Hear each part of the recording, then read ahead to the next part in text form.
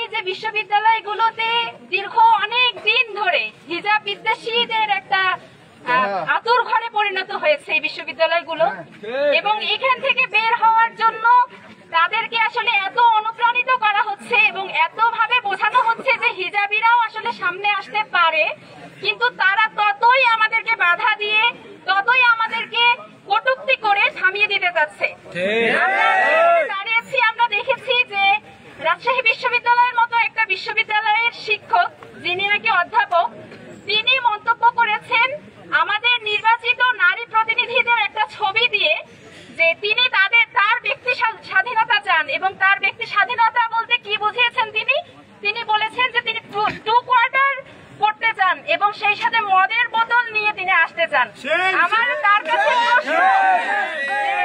এই যে 2 কোয়ার্টার এবং মদের বোতল, এইটা কি আসলে সামাজিকভাবে, সামাজিকতা কি আসলে, সমাজ কি এটাকে মূল্যায়ন করে? কিভাবে মূল্যায়ন করে? তিনি যে বোরখা পরা ছবির সাথে এই কথা বললেন, বোরখা পরাকে কি সামাজিকভাবে আসলে অবমূল্যায়ন করা হয়?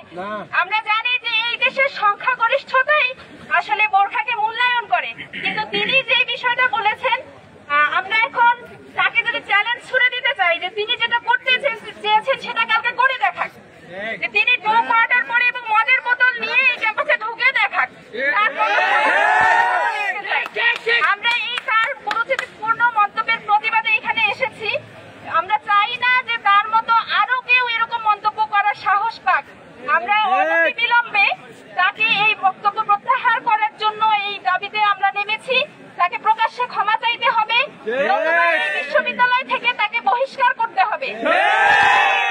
আমাদের এই বিশ্ববিদ্যালয়ে পোশাক নিয়ে যেন কেউ কটূক্তি না করতে পারে, বিশেষ করে হিজাব শুধু না, যে কোনো পোশাক নিয়েই যেন কেউ কোনো কটূক্তি করতে না পারে, এজন্য বিশ্ববিদ্যালয় প্রশাসনকে একটা নীতিমালা প্রণয়ন করতে হবে। নীতিমালার বিরুদ্ধে কেউ কিছু বললেই যেন আইনগত ভাবেই তার একটা শাস্তি নিশ্চিত হয়। এই দাবি প্রশাসনের কাছে জানাতে এসেছি। আসসালামু আলাইকুম।